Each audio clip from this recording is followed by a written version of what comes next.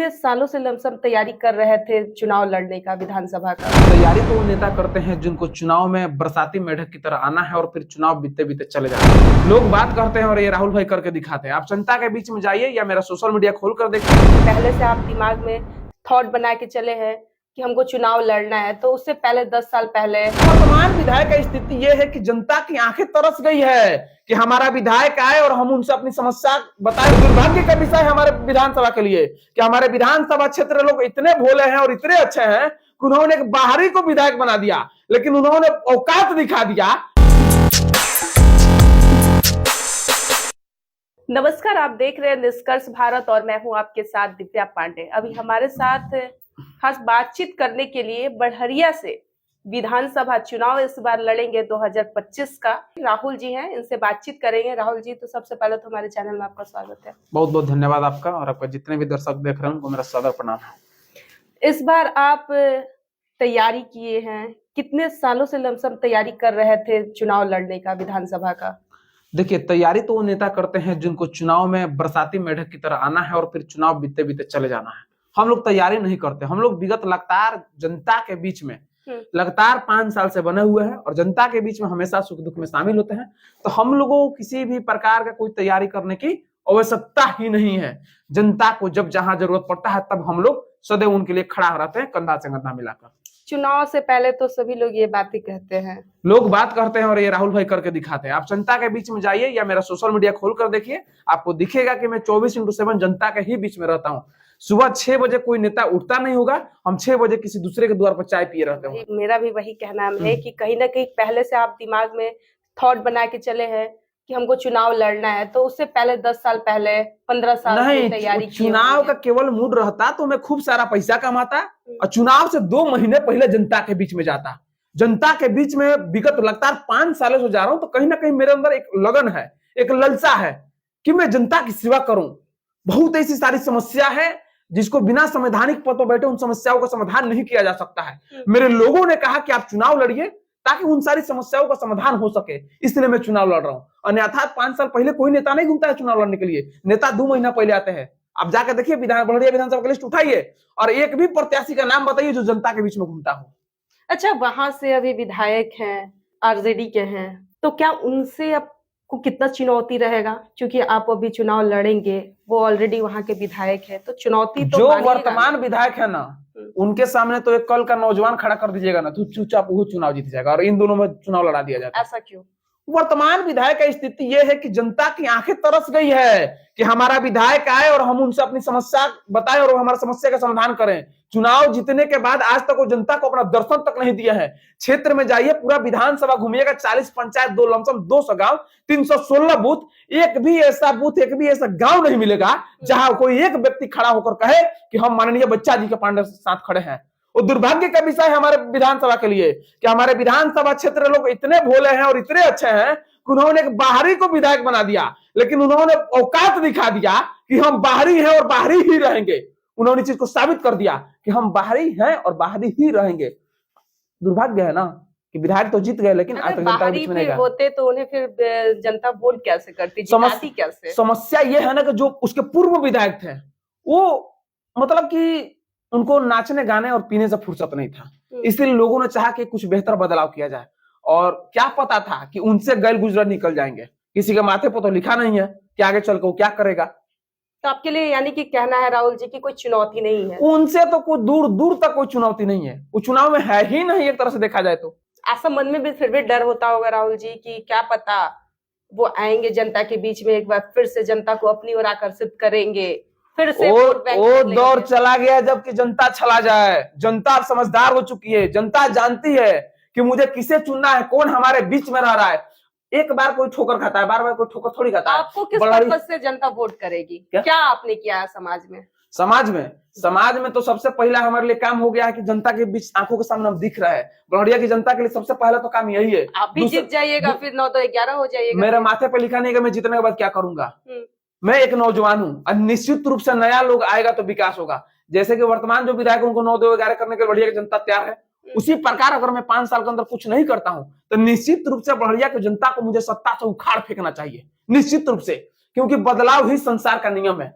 Nokia mobile का नाम सुने होंगे, आज किसी के हाथ में दिखता नहीं होगा। समय के हिसाब से बदलाव नहीं कीजिएगा तो कहीं दूर दूर तक नहीं दिखिएगा। यूथ हैं आप, यूथ को बहुत कम लोग टिकट देते हैं, क्या आपको किसी पार्टी से टिकट मिलता है या फिर निर्दलीय चुनाव लड़ने की? मैं जनता के दम पर चुनाव का तैयारी कर रहा हूं। मैं जनता के दल से चुनाव लड़ूंगा। जनता से बड़ा कोई दल नहीं होता है। जितनी भी पार्टियां हैं चुनाव से पहले बड़े बड़े रैली, बड़े बड़े जो सभा कराती है ना, उन सभी में 99% युवाओं का योगदान होता है। लेकिन चुनाव जैसे रैली सभा खत्म होता है, जब चुनाव के वक्त टिकट देने की बात आती है, उन युवाओं को दरकिनार कर दिया जाता है। युवाओं को टिकट नहीं दिया जाता है। 60 से 65% युवाओं की जनसंख्या है पूरे बिहार, पूरे देश में। और विधानसभा और सदन में कितने युवा जाते हैं? 4%, 5%, 6%। अब हम युवाओं की बारी है, क्योंकि कहा गया है बहुत हो चुकी जी हजूरी दरबार में, अब तो युवा ही बैठेंगे सरकार में। जब युवा आएगा, जब युवा नेतृत्व करेगा ना, तब जाके हमारे समाज का कल्याण होगा। तो मैं एक नारा दिया हूं अपने क्षेत्र में कि बुजुर्गों का आशीर्वाद चाहिए, युवाओं का साथ चाहिए। युवाओं के साथ हम लोग कदम से कदम मिलाकर चलेंगे और युवाओं के साथ मिलकर इस बार बड़हरिया सहित पूरे बिहार का दिशा और दशा बदलने का काम करेंगे हम लोग। तो वही तो बताइए कि किस पार्टी से, आरजेडी से, जदयू हम से? बोल तो दिए जनता के पार्टी से चुनाव लोकसभा लड़ेंगे। से? जनता के पार्टी से चुनाव लड़ेंगे। पार्टी जितनी वो सर्वे करा ले, पार्टी को उस सर्वे में दिख गया कि हम फिर भी किसी पहले से ये जितने- माइंड सेटअप होगा ना? मेरी माइंड सेटअप है जनता। अगर किसी पार्टी के पर्टिकुलर मुझे मेरा दिमाग सेटअप रहता तो मैं किसी पार्टी के पीछे भागता, किसी पार्टी के कार्यालय में रहता, जनता के बीच में नहीं जाता। अगर मेरा पार्टी माइंड से सेट मिल है जाती कि आपको- मुझे चुनाव लड़ना है। मेरा माइंड सेट है कि मुझे जनता के दम पर चुनाव लड़ना है। मेरा माइंड सेट है कि जनता से बड़ा कोई दल नहीं होता है। मेरा माइंड सेट है कि हम कितना भी बड़ा पार्टी से टिकट ले ले, जनता अगर वोट नहीं देती है तो हम चुनाव नहीं जीत सकते हैं। तो हम जनता का पूरा काम कर रहे हैं, जनता के सुख दुख में शामिल हो रहे राहुल हैं। जी, वो बात आपकी सही है। ठीक है, आप जनता के बीच में काम किए हैं, क्या काम हुई है वो तो आपके क्षेत्र में जाने के बाद पता चलेगा हमें। बिल्कुल बिल्कुल बिल्कुल। लेकिन हमारा ये सवाल आ रहा है कि आपको कहीं ना कहीं उम्मीद होगा ना, अगर पार्टी से हमें टिकट मिल जाती है तो पार्टी के नेतृत्व में चुनाव लड़िएगा, या फिर अगर नहीं मिलती है किसी पार्टी से आपको टिकट, तो क्या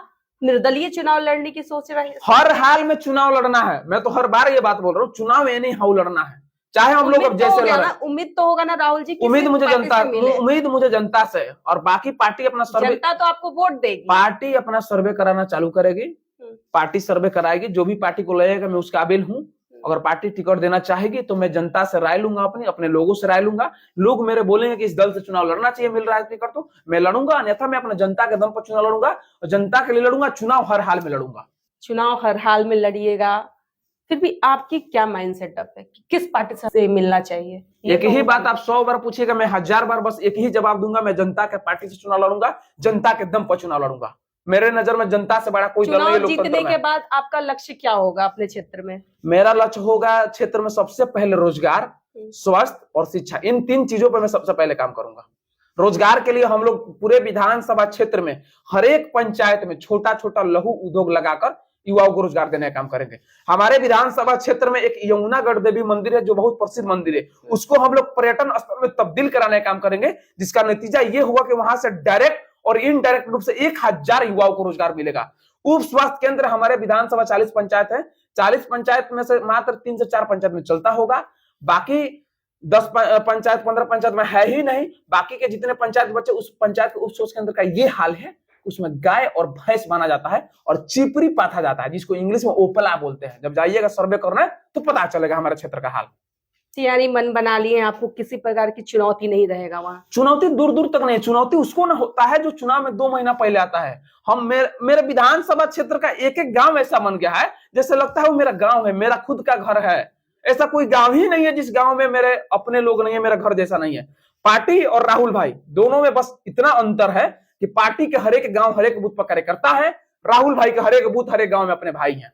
पार्टी पीछे पीछे घुमाता है, राहुल भाई साथ में चलते हैं, साथ में लेके चलते हैं। आप जिस दावे के साथ कह रहे हैं कि आरजेडी के विधायक को हराकर आप वहां के विधायक बनिएगा, जो आप काम किए हैं समाज में रहकर, तो जनता हमें वोट करेगी, वो जनता के बीच में जाके काम नहीं कर। अगर महागठबंधन की सरकार 2025 में आ जाती है, बन जाती है, तो उतना कुछ फंडिंग तो आपको मिलेगा नहीं, आप एक ही जगह सिमट के रह जाइएगा, तो फिर अब कैसे होगा? जीतने के बाद ना कोई दूसरे दल में जाता है, तो चुनाव जीतने के बाद हम अपनी जनता को इकट्ठा करेंगे। मेरी जनता जो राय देगी, जहां बोलेगी, मैं जनता के हिसाब से वहां जाऊंगा।